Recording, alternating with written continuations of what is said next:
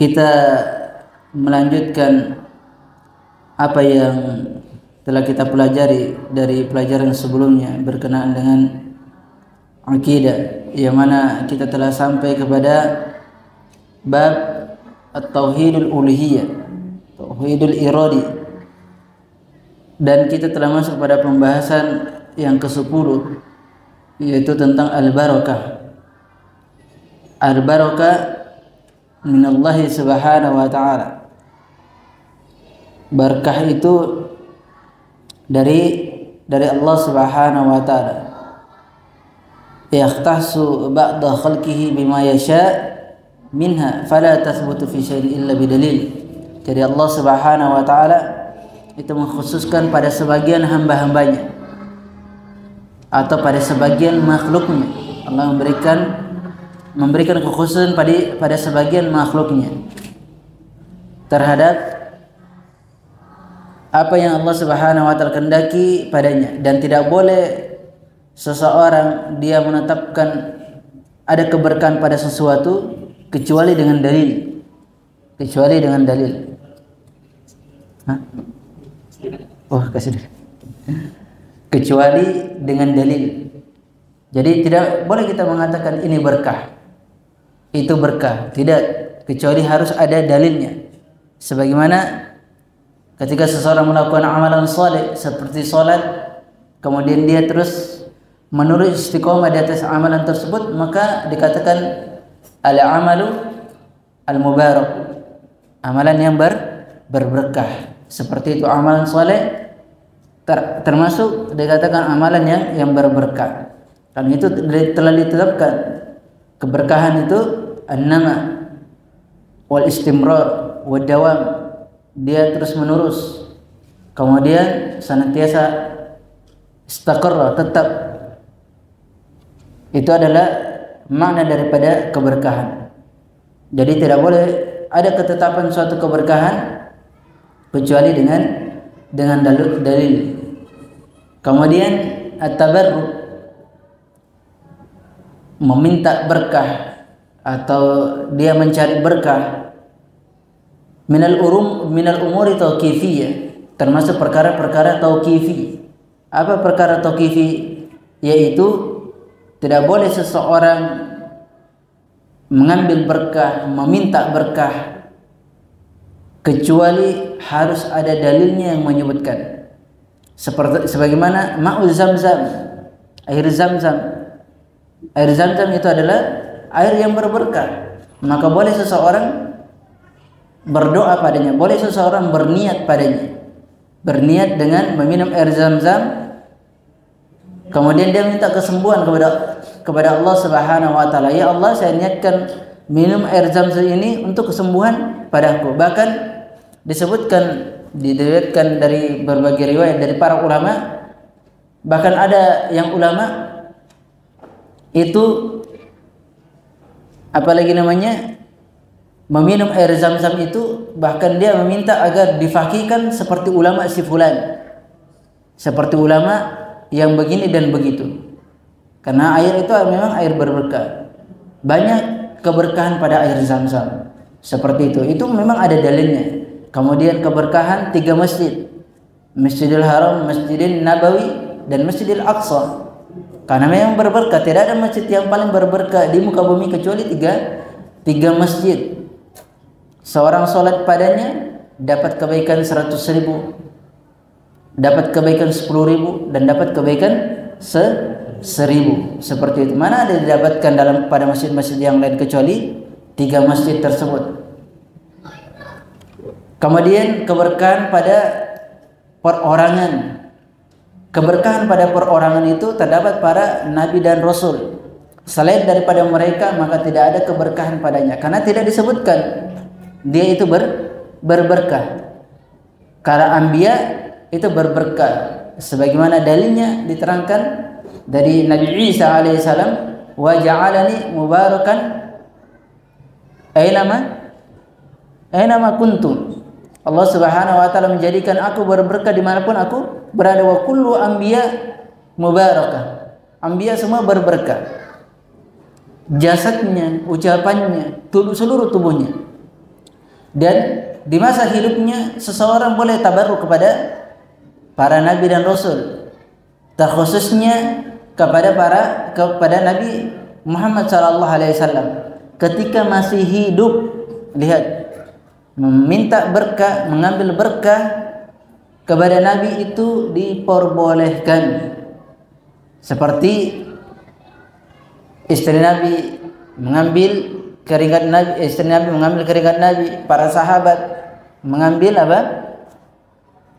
Air ludah Nabi sallallahu alaihi wasallam belum sampai ke tanah, mereka jadikan berkah, dia usap di badan mereka. Kemudian sebagaimana juga Nabi sallallahu alaihi wasallam itu ketika Ali bin Abi Thalib radhiyallahu anhu itu lagi sakit matanya, maka Rasulullah sallallahu alaihi wasallam meludahi mata Ali radhiyallahu, sembuh seketika pada saat itu. Itu adalah mukjizat yang Allah Subhanahu wa taala berikan kepada Nabiullah Muhammad sallallahu alaihi wasallam. Adapun selain Nabi itu tidak boleh. Faqad inqata'al barakah bidawati Nabi sallallahu alaihi wasallam bimautihi.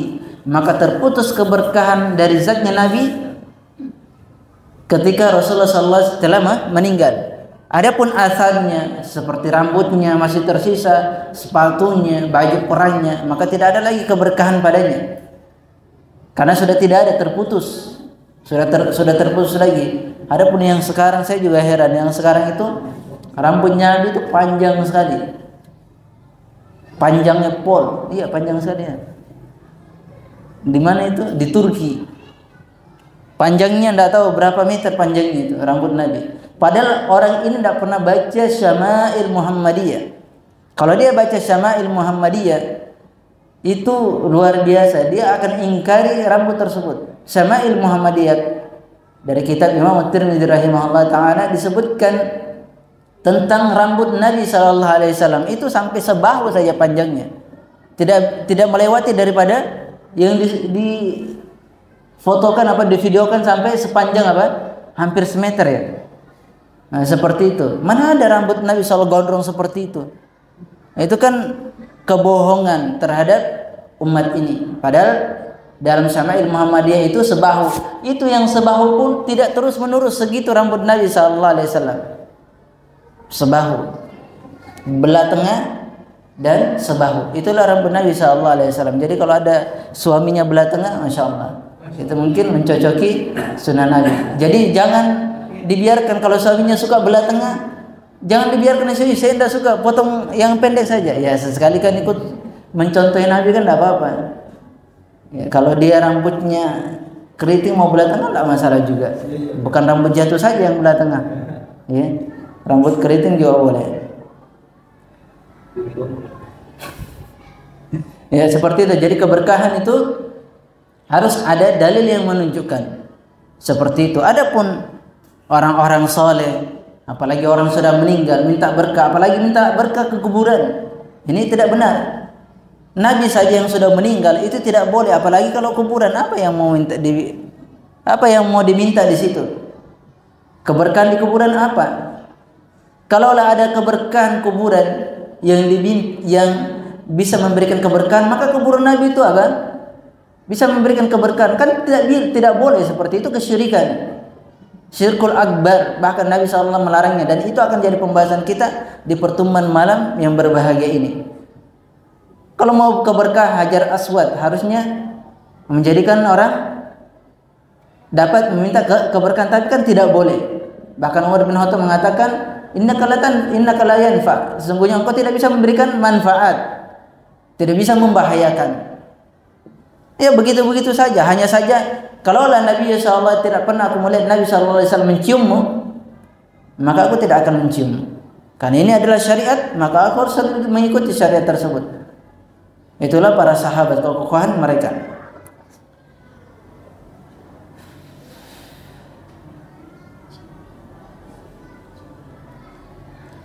Kemudian berikutnya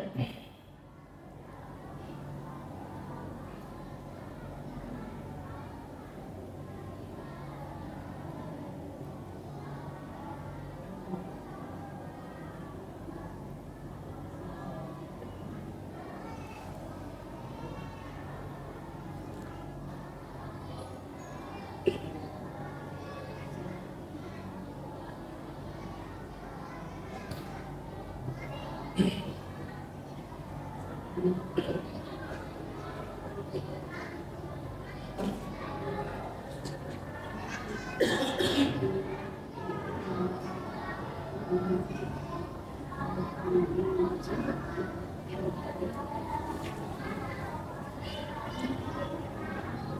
al-musannif hafizahullah taala. Di sini ini harus kita ekstra karena ini pembahasan baru kayaknya ini.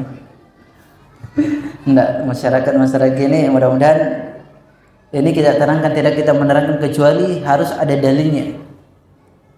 Agar masyarakat, bapak-bapak dan ibu-ibu mengerti tentang agama ini. Agama ini bukan ustaz, bukan syekh, bukan ulama, bukan. Tapi agama ini dengan Al-Quran, Sunnah. Mana dalilnya? Kalau ditanya, nanti usahanya menerangkan, harus dia tanyakan, Ustaz, mana dalilnya? Mana dalil yang menerangkan tentang perkara demikian? Mana ulama yang menerangkan dalil tersebut? Seperti itu. Bukan hanya, oh itu yang dibilang Ustaz, itu sudah benar. Keliru. Tidak boleh seperti itu. Oh ini ulama fulan sudah benar dia 100%. Tidak boleh. Dalil itu Al-Quran dan Sunnah. Apa yang Allah Subhanahu wa ta'ala firmankan dan apa yang Nabi SAW sabdakan.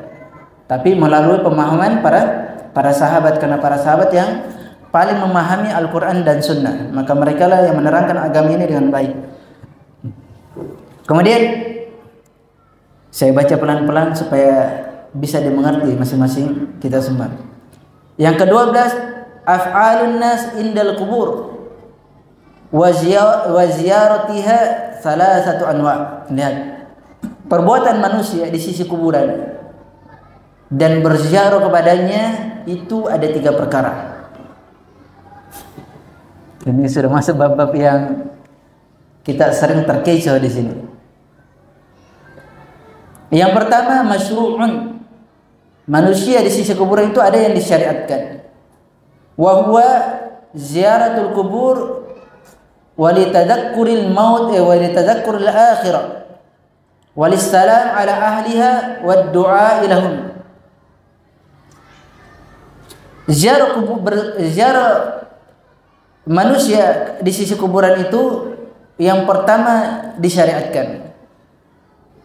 Kapan dia? Yaitu berziarah ke kuburan agar dia mengingat negeri akhirat. Dia datang ke sana berziarah, dia mengingat negeri akhirat. Tadakkuril maut, litadakkuril maut. Mengingat kematian, bahwasanya dia akan seperti orang yang berada di kuburan tersebut. Dia akan ditanam. Itu tujuannya. Seseorang dianjurkan berziarah ke kuburan. Dianjurkan berziarah ke kuburan agar dia mengingat kesalahannya dan bertobat kepada Allah Subhanahu wa taala. Jangan sampai hari ini dia sehat walafiat, kemudian besoknya dia sudah seperti orang yang berada di kuburan tersebut. Itu tujuannya ziarah kuburan. Kemudian salam kepada mereka. Salam kepada mereka, ya ahlad dar muslimin wa mu'minin wa inna insyaallah bikum lahikun nas'alullah al-afiyah. Nas'alullah al-afiyah. Keselamatan bagi darinya, tempatnya kaum muslimin dan mukminin, dan insyaallah kita akan berjumpa kepada kalian. Kita akan berjumpa kepada kalian esok hari. Kita mohon pertolongan kepada Allah Subhanahu wa taala ampunan. Begitu tadi caranya berziarah ke kuburan. Kemudian berdoa untuk mereka. Berdoa untuk mereka. Allahumma fir lahum. Allahumma fir lakum. Ya Allah, ampunilah mereka. Semoga Allah Subhanahu wa taala mengampuni kalian. Seperti ini adalah syar'i. Berziarah seperti ini syar'i. Dan berziarah, manusia itu berziarah ke kuburan itu 2 keadaan. Yang pertama bagi laki-laki.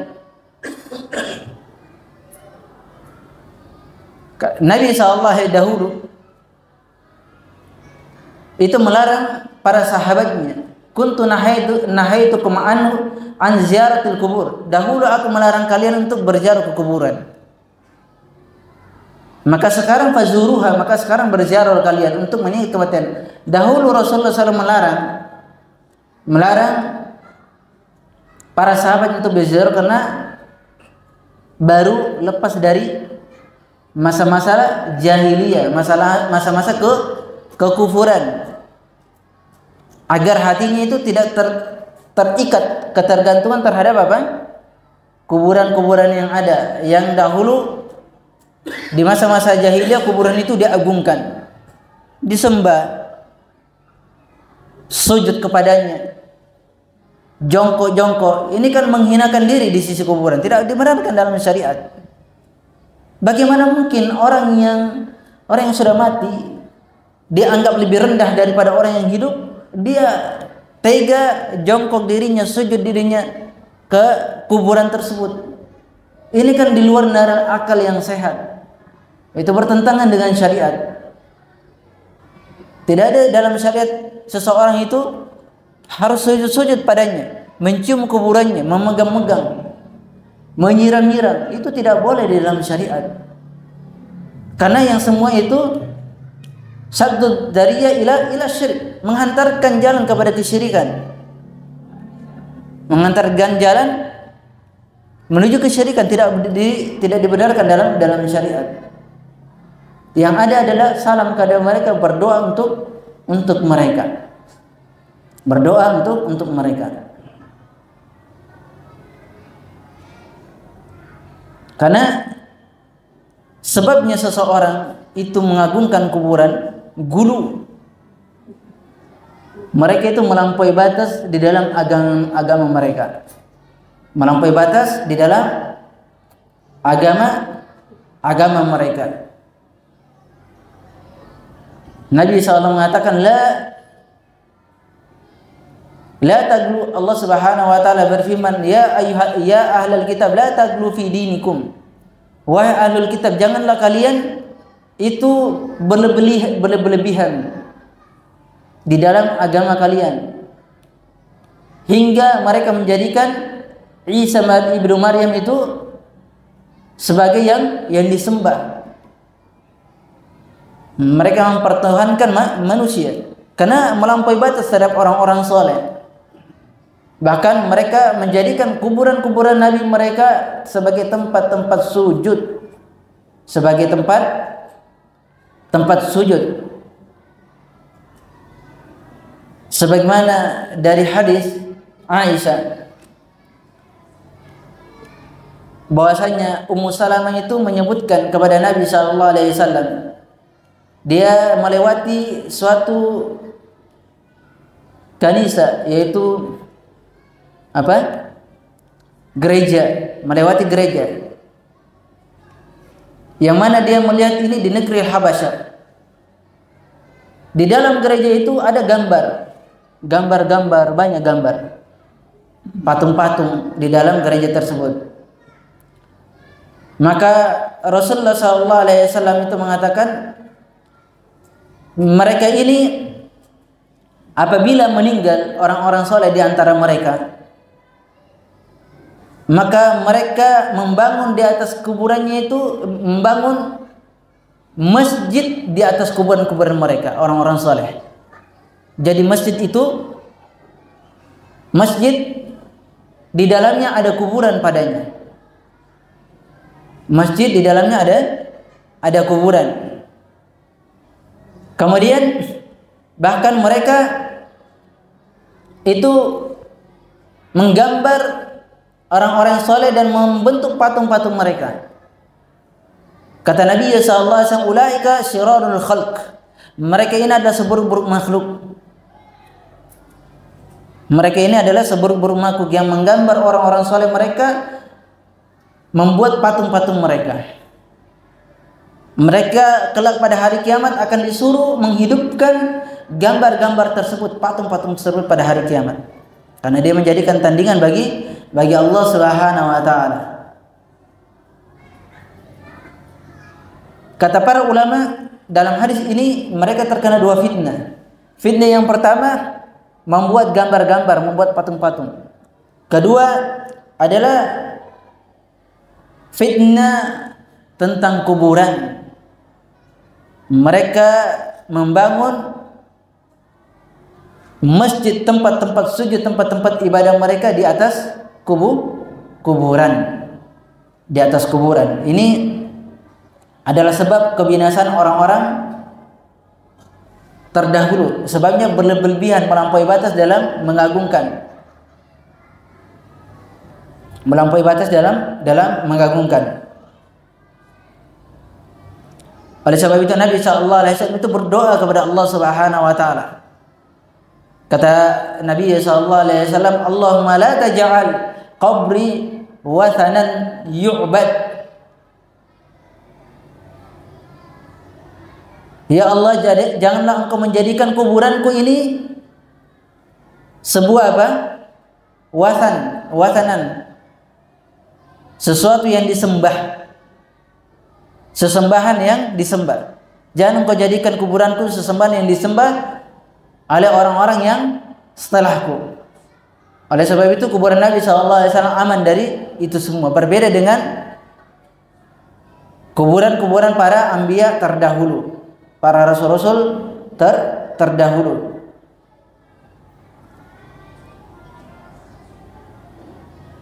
Bahkan Nabi SAW bersabda, Istadda ghadabullahi azza wa jalla ala qaumin ittakhadhu qubur anbiya'i masajid. Allah Subhanahu wa taala murka sekali terhadap suatu kaum yang kaum tersebut menjadikan kuburan-kuburan nabi mereka sebagai tempat-tempat sujud, tempat-tempat ibadah. Jadi, bagaimana hukumnya salat di masjid yang ada kuburannya?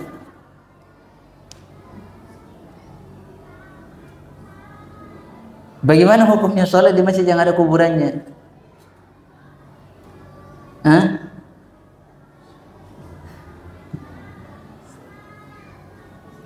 Bagaimana hukumnya sholat di masjid yang ada kuburannya? Iya, sebentar dulu Pak. Sebentar dulu Pak. Hah?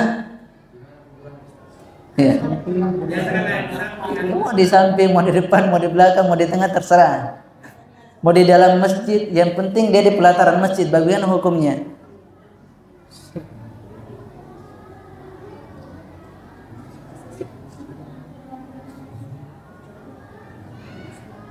Tidak boleh, batal salatnya. Wa annal masajida lillahi fala tad'u ma'allahi ahada. Adapun masjid-masjid janganlah kalian jadikan ibadah kepada selain Allah Subhanahu wa taala. Jangan kalian jadikan sekutu. Ini hukum, sekali lagi Bapak-bapak dan Ibu-ibu, hukum ini bagi orang yang tahu hukum. Bagi orang yang tahu hukumnya.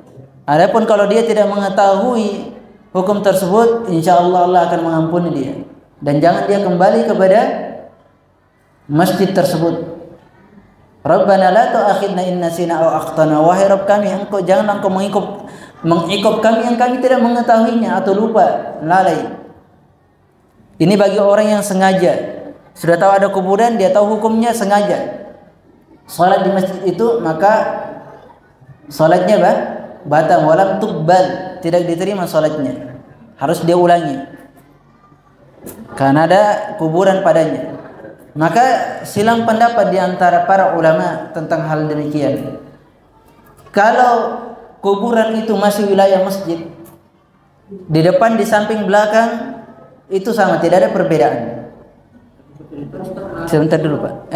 Saya dulu Pak. Itu tidak ada perbedaan padanya. Kalau dia masuk wilayah masjid, misalnya ada pagar masjid satu wilayah padanya, maka masuk padanya. Karena itu adalah wilayah masjid. Karena kalau masjid imtala'a, masjid itu penuh dengan jamaah, pasti dia sholat di luar. Iya kan? Yang di belakang juga akan sholat seperti itu. Tapi kalau dia di luar, dari masjid, kemudian dia terhalangi oleh tembok, ada jalan, maka tidak mengapa padanya. Tidak mengapa sholat di situ karena ada penghalangnya jalan. Ada sebagian para ulama mengatakan meskipun di samping pekarangan masjid, kalau dia masuk pekarangan masjid maka tidak boleh.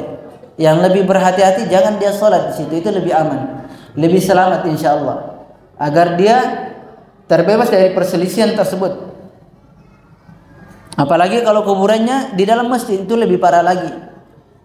Mamnu'un, tidak dibenarkan dalam syariat. Ini bapak-bapak dan ibu-ibu sekalian, ini saya pelan-pelan karena ini pembahasan penting. Kasihan kita kadang yang tidak mengerti tentang hal ini, ternyata kita pernah lakukan. Loh, kita ini pernah lakukan juga, kita tidak sengaja. Siapa yang terbebas dari dosa? Tidak ada orang yang maksum dari dosa, tidak ada. Hanya saja kita mempelajari agama ini agar kita terhindar dari perkara-perkara seperti ini.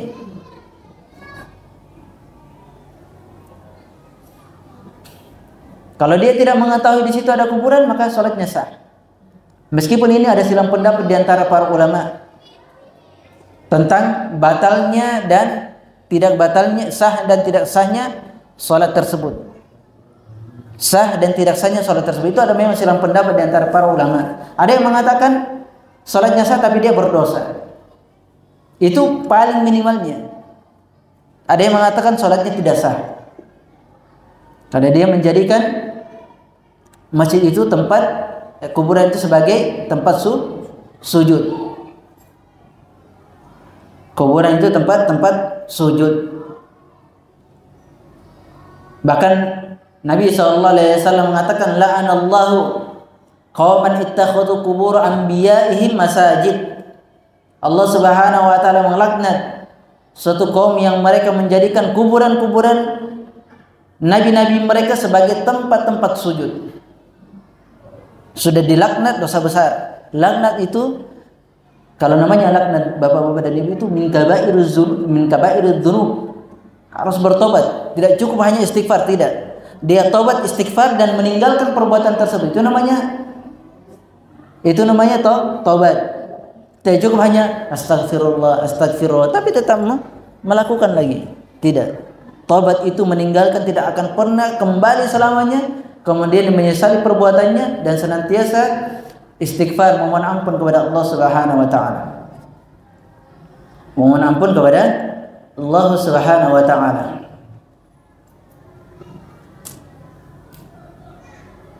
Jam berapa Isya'nya? 19. 10 menit lagi. Iya, sebentar dulu. Kita ini baru ini pembahasannya. Belum lagi ziarah kubur wanita. Bolehkah wanita ziarah kubur?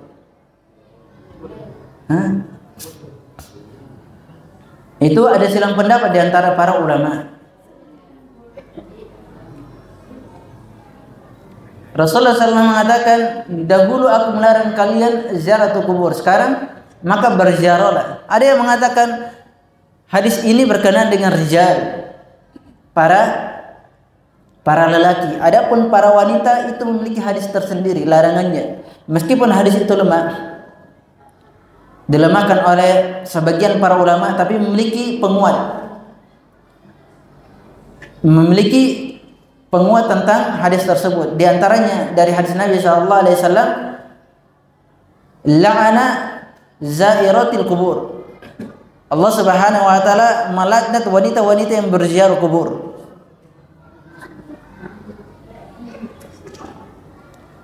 Kemudian ada hadis yang menyebutkan la'anallahu al-mar'a an-nahi'a wal mustamni'ah. Allah Subhanahu wa taala melaknat apa? Wanita-wanita yang niyaha. Niyaha itu apa? Meratap. Kalau dia meninggal, aduh kasihannya suamiku, aduh, dia garu-garu kuburannya. Dia tampar-tampar pipinya. Aduh, dia tinggalkan saya. Terus dia menangis. Setelah dia menangis 2 bulan, dia menikah lagi. Loh, ini terjadi. Iya, benar. Itu ada terjadi. Dia bilang, tunggu saya. Terus menerus dia ucapkan, tunggu saya mau ingin kita tidak berpisah lagi. Banyak ucapan yang dia niyah padanya. Ternyata 3 bulan kemudian, subhanallah, dia menikah lagi, ketawa-ketawa lagi. Padahal dia mau nyusul suaminya yang meninggal tersebut. Ini banyak yang seperti ini. Makanya bagi lelaki,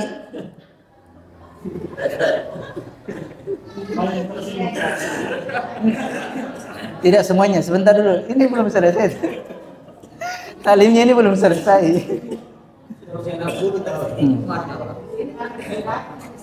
Ini biasa yang terjadi pada kalangan muda.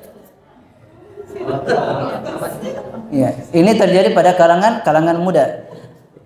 Adapun yang tua-tua, bi'nillah, mereka lebih dekat kepada Allah Subhanahu wa taala, lebih taat. Dan oleh sebab itulah berwasiat kepada istri, kalau dia meninggal, maka carilah suami yang lebih baik darinya. Minta seperti itu. Carilah suami yang, katakan kepada istrinya, carilah suami yang lebih baik dariku. Harus si suami itu ridho padanya. Ya, kalau dia sebelum meninggal, kalau dia mau ingin ikatan janji, saya ingin menjadi suamimu di surga, itu boleh juga. Sebagaimana Abu Darda radhiyallahu an, karena Abu Darda memang sahabat yang mulia. Maka kata Abu Darda, aku ingin menjadi suamimu di surga. Dia menyampaikan kepada Ummu Darda, hingga Ummu Darda ketika ada yang melamar dia setelah meninggalnya Ummu Darda tidak menikah selamanya setelah meninggalnya Abu Darda. Mereka ini orang-orang yang direkomendasikan oleh Nabi SAW, ada keselamatan pada mereka. Berbeda dengan kita, tidak ada rekomendasi. Maka kita biarkan saja istri itu menikah setelah sepeninggalan kita, tidak ada masalah, untuk menjaga kehormatan mereka. Siapa yang bisa menjamin kehormatan dia setelah meninggalnya dirimu? Tidak ada yang bisa menjamin. Justru dia bisa terjatuh dalam fitnah yang lebih besar. Mungkin fitnah perzinahan, fitnah yang menjerumus kepada perkara yang haram. Engkau ingin batasi dia sementara dia punya kehidupan yang panjang. Tidak bisa seperti itu. Syariat melarang hal demikian. Kecuali bagi seorang orang yang memang kuat keimanannya. Jangan dilarang istri untuk menikah lagi ketika dia ada alamatul maut, tanda-tanda kematian pada dirinya, maka dia persilakan istrinya untuk menikah, untuk menjaga kehormatan istrinya. Kalaupun dia tidak bisa bersamanya di surga kelak, kan ada pengganti dia, seorang bidadari. Walikulli rajul zaujatan min hurin in. Setiap lelaki punya 2 istri dari bidadari. Itu pasti Allah janjikan itu. Kalaupun bukan istrinya yang di dunia itu bersamanya di surga, pasti ada bidadari yang menemani dia. Seperti itu bagi orang-orang yang beriman. Maka jangan menghalang-halangi. Dan pernikahan itu adalah menambah ketakwaan. Bisa jadi dengan dia tidak menikah, dilarang, ada wasiat dari suaminya terdahulu, dilarang untuk menikah, akhirnya si istri bermaksiat dengan perkara-perkara yang lain, meskipun bukan secara langsung. Mungkin dia bisa melihat dari HP, atau dia bisa berlezat-lezatan dengan suami orang lain dan seterusnya. Ini kan membinasakan dia. Jangan seperti itu. Maka kemaslahatan itu yang dipikirkan bukan kemaslahatan dirinya, tapi kemaslahatan orang banyak. Dia harus memikirkan syariat ini. Maka oleh sebab itu, dari pelajaran kita ini, Rasulullah SAW melarang wanita itu untuk berziarah, karena dia niyaha. Niyaha itu ratapannya apa? Selalu meratap. Apalagi ketika suaminya masih dalam keadaan kain kafan, dibungkus kain kafan, itu sudah menangis-nangis, meraung-raung. Bahkan Nabi sallallahu alaihi wasallam bersabda, "Innal mayyit la yu'adziba bi bukai ahli." Sesungguhnya mayit itu diadab dengan ratapan tangisan keluarganya. Tangisan yang bagaimana? Bukan tangisan yang dia meneteskan air mata, tidak. Bukan tangisan itu, tangisan yang meraung-raung. Aduh, kasihannya suamiku, dia meninggalkan anak yang banyak. Aduh, kasihannya suami, dan terus dia menangis dengan mengangkat suaranya. Bahkan di masa jahiliyah itu memukul-mukul pipinya, merobek bajunya, meratap, mengangkat suaranya, berteriak. Ternyata teriakannya membuat apa? Orang panik. Ini kan tidak boleh, dilarang. Mayat itu diadab disebabkan apa? Tangisan keluarganya, bukan tangisan yang hanya meneteskan air mata, bukan, tapi tangisan yang disertai dengan suara yang teriak seperti itu. Kalau tangisan biasa, kesedihan, namanya orang yang ditinggalkan itu punya kesedihan. Wajar kalau dia menangis. Sebagaimana Nabi SAW ketika Ibrahim putra Nabi SAW meninggal, maka Rasulullah SAW itu menangis, meneteskan air mata. Kata para sahabat, "Anta ya Rasulullah, engkau ya Rasulullah menangis seperti itu." Kata Nabi SAW, air mata ini adalah rahmah, kasih sayang dari Allah Subhanahu wa taala. Maka boleh saja orang bersedih, namanya orang yang ditinggalkan bersedih. Masa orang yang ditinggalkan dia ketawa dan seterusnya, kan? Seperti itu. Bahkan meninggalnya seorang anak bayi, kata Syekh Sulaiman Ar-Ruhaili, tidak ada dari keluarganya yang meninggal yang paling membahagiakan, membuat dia bergembira adalah anak bayi. Karena anak bayi tersebut, anak yang belum masuk masa balik, atau dia masih balita, anak kecil, masih kecil, itu kelak akan menolong ibunya, orang tuanya. Dia yang diantaranya dia meminta syafaat kepada Allah Subhanahu wa taala untuk orang tuanya. Seperti itu. Itu pun dengan kesedihan, dia pasti bersedih, meskipun dari kesedihan itu ada kegembiraan kelak pada hari kiamat. Bukan berarti kita meminta anak kita itu meninggal semua, tidak. Meskipun hal demikian itu membahayakan di negeri akhirat, tapi dia tetap sesuatu kesedihan. Wallahu taala alam. Sebagian para ulama itu membolehkan saja berziarah, tapi dari hadis ini kebanyakan para ulama melarang seorang wanita, karena wanita itu sangat lemah, perasaannya itu lebih peka. Oleh sebab itulah dilarang hal demikian itu. Dilarang dari perkara yang demikian itu. Wallahu taala alam. Ya, silakan jika ada yang ingin bertanya. Kita pelan-pelan nih pembahasannya, karena ini kalau kita lewati cepat, banyak pembahasan yang penting-penting yang kadang kita terjadi dalam kehidupan kita, ternyata seperti ini. Wallahu taala alam. Ya, silakan Bapak-bapak dan Ibu. Ya. Alhamdulillah, jazakallahu khairan Ustaz atas penjelasannya yang menarik ya. Berbicara mengenai kuburan, banyak memang problem-problem, permasalahan yang terkadang kita terjatuh di dalamnya. Misalnya tadi berziarah kubur, misalnya bagi wanita, yang saya baca pun seperti itu. Ada ulama yang membolehkan, ada ulama yang melarang. Adapun yang membolehkan, yang penting jangan sering-sering, kata Ustaznya. Kalau saya tidak salah, ya, bagi seorang wanita untuk berhati-hati saja. Berhati-hati kalau dia misalnya dia memungkinkan untuk berziarah, dia berziarah, tapi cukup untuk berdoa saja, salam. Karena tujuannya untuk mengingat kematian. Tapi tidak boleh ditentukan. Berziarah kubur itu tidak boleh ditentukan. Berziarah saja. Mungkin hari Senin, Selasa, Rabu, mungkin tengah malam.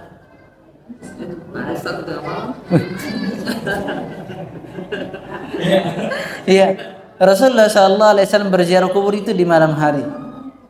Beliau berziarah kubur di malam hari. Karena kita ini kuburannya mengerikan, takut sekali berziarah di malam hari. Maka oleh sebab itu nanti kita akan terangkan larangan menaruh bangunan di atas kuburan. Itu ada hadisnya. Datang dari Nabi SAW. Nanti kita akan terangkan di pertemuan berikutnya. Ini oleh sebab itu jamaah sekalian, ini saya benar-benar pelan-pelan sekali pembahasan ini agar kita benar-benar paham. Oh, ternyata yang selama ini ada hal-hal yang kita langgar dari ucapan Nabi SAW seperti itu. Iya. Kalau kayaknya yang jarang tahu kan, yang perempuan tidak boleh mengantar jenazah. Diterangkan oleh para ulama sebenarnya yang mengantar jenazah itu para lelaki. Yahmilul jenazah itu para lelaki yang mengantarnya. Lalu bagaimana dengan perempuan? Perempuannya ketika dia menyaksikan jenazah maka dia berdoa kepada jenazah tersebut. Berdoa untuk jenazah tersebut. Berdoa kepada Allah Subhanahu wa taala untuk jenazah tersebut. Tidak ada larangannya. Dia berdoa saja. Adapun ittibaul janazah, karena yang mengantar jenazah itu adalah lelaki, bukan wanita. Bukan wanita. Loh, bagaimana kalau jenazahnya perempuan? Iya kan seperti itu. Masa juga yang ngantar laki-laki? Iya, harus laki-laki. Siapa yang ngantar? Mahramnya. Nanti sebenarnya saya minta para jamaah itu mudah-mudahan bisa mendoakan kita lagi menerjemahkan hukum-hukum 4 hukum. Memandikan jenazah, kemudian mengkafani jenazah, menyolatkan jenazah, dan menguburkan jenazah. 4 perkara ini sementara kita lagi terjemahkan. Insya Allah selesai kita akan bagi dan kita baca kitab itu, kalau bisa kita praktekkan. Itu kalau bisa kita praktekkan. Itu karena ringkas, karena yang kita terjemahkan ini insya Allah biidznillah ta'ala yang disepakati oleh para ulama, tidak ada silang pendapat padanya. Yang disepakati. Oleh sebab itu ketika hal-hal yang disepakati itu lebih kita aman untuk beramal daripada yang diperselisihkan oleh para ulama. Mungkin sudah ada yang tidak sabar untuk bertanya. Ya, silakan. Iya, silakan Bapak-bapak dan Ibu.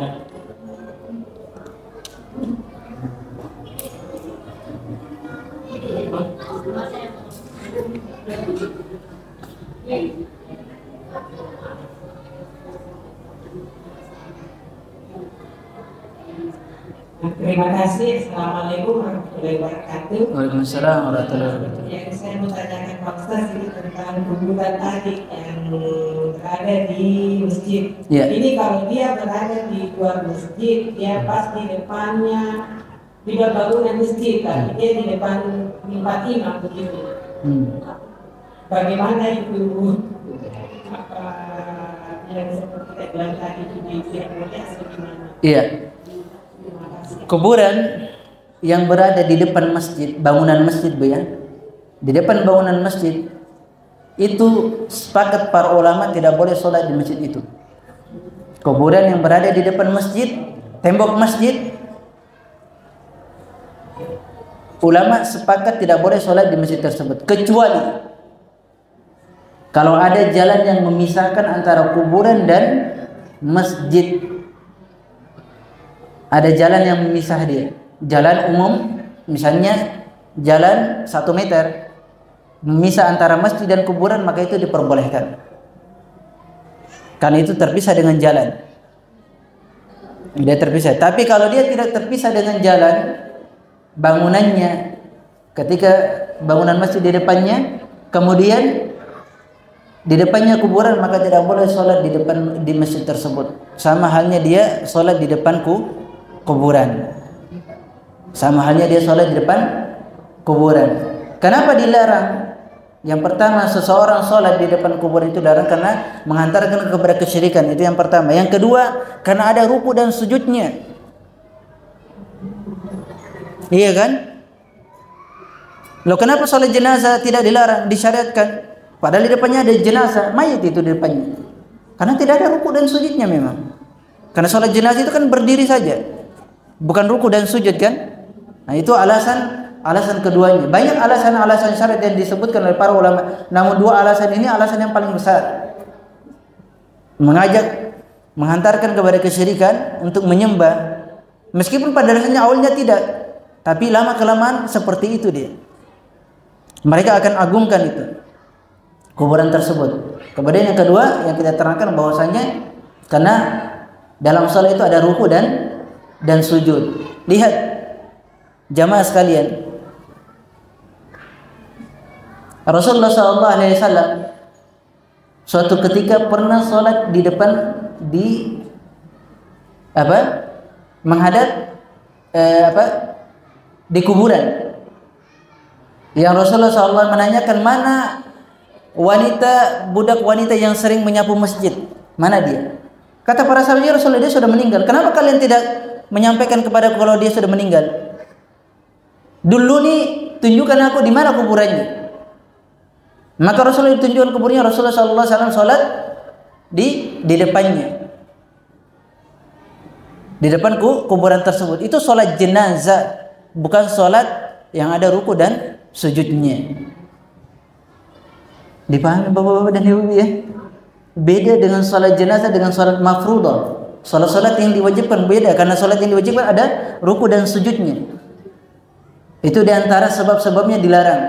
Adapun sholat jenazah, kalau kata para ulama, kalau jenazahnya diperkirakan belum hancur tulang belulangnya, boleh sholat di situ untuk mendoakan dia kalau dia belum sholat.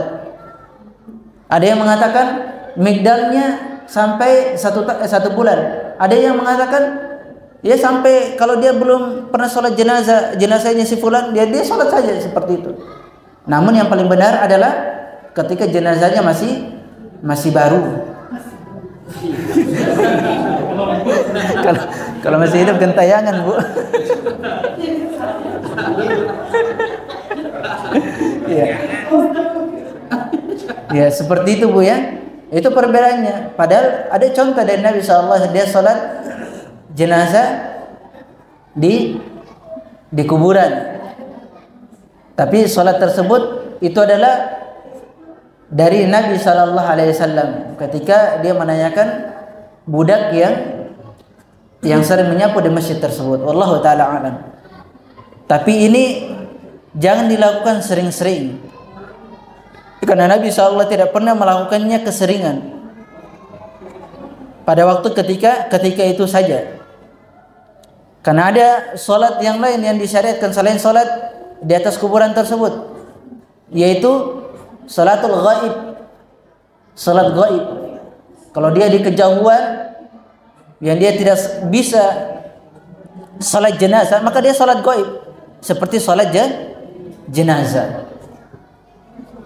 Berapa rakaat salat jenazah?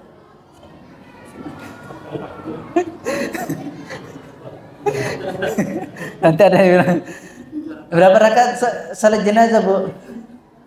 4 rakaat. Salat jenazah itu dengan takbir 4 kali takbir. Boleh lebih dari 4 kali? Boleh lebih dari 4 kali. Dan setelahnya itu doa dan seterusnya. Allah taala alam. Ya, silakan kalau ada yang bertanya. Ya, silakan mana tadi mic-nya. Ya. Cuma kalau Mas Ustaz. Itu ada ibu-ibu. Sebenarnya lebih banyak perempuan dan laki-laki yang mengantar jenazah biasanya, Ustaz. Ustaz, bagaimana kalau perempuan mengantar jenazah, misalnya ibunya atau bapaknya atau suaminya? Iya. Kalau jenazahnya itu yang kita terangkan tadi, kalau jenazahnya seorang wanita, siapa yang mengantarnya? Mahramnya. Mahramnya yang mengantarkan jenazahnya. Anaknya, suaminya, saudaranya. Seperti itu. Karena itu jenazah itu kan dipegang nantinya kan. Itu oleh sebab itu mahramnya. Kemudian kalau suaminya yang meninggal, sebenarnya seorang wanita sebagaimana yang kita terangkan adalah perginya dia itu harus dia merelakan, karena itu keputusan Allah, ketetapan Allah Subhanahu wa taala. Harus dia menerima lapang dada, karena ada syariat-syariat yang Allah batasi untuk seorang wanita yang tidak bisa dilakukan, yang dilakukan oleh orang laki-laki tidak bisa dilakukan oleh wanita, ada batasannya. Dan tidak semua apa yang dilakukan laki-laki harus dikerjakan oleh wanita, tidak. Seperti diantaranya adalah mengantar jenazah, karena mengantar jenazah itu adalah bagi bagi laki-laki, kaum lelaki seperti itu.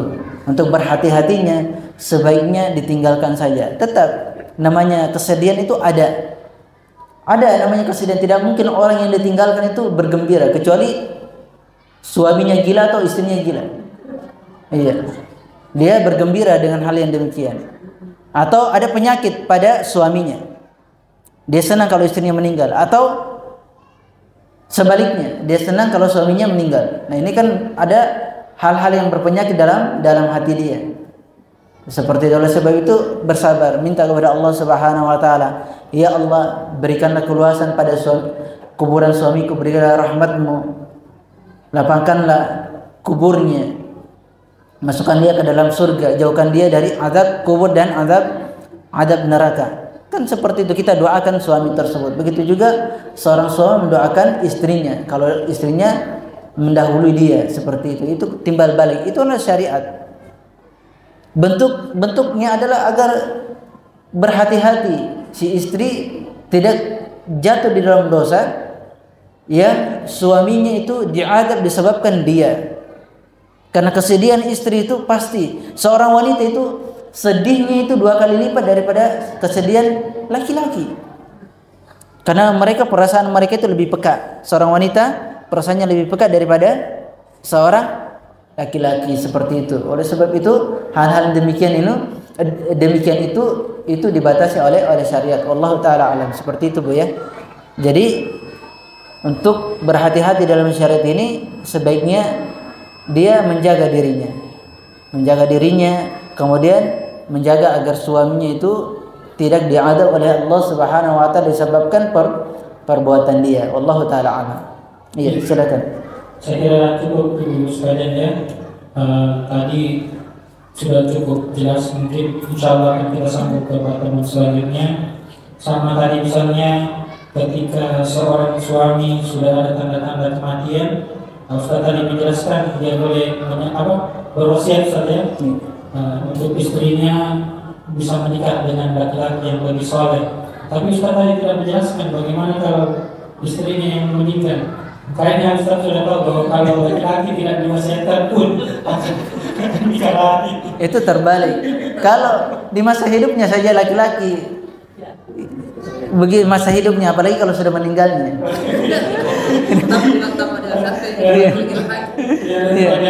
Tapi kita berdoa kepada jamaah sekalian, ibu-ibu banyak-banyak berdoa agar suaminya itu menjadi suami yang setia untuknya.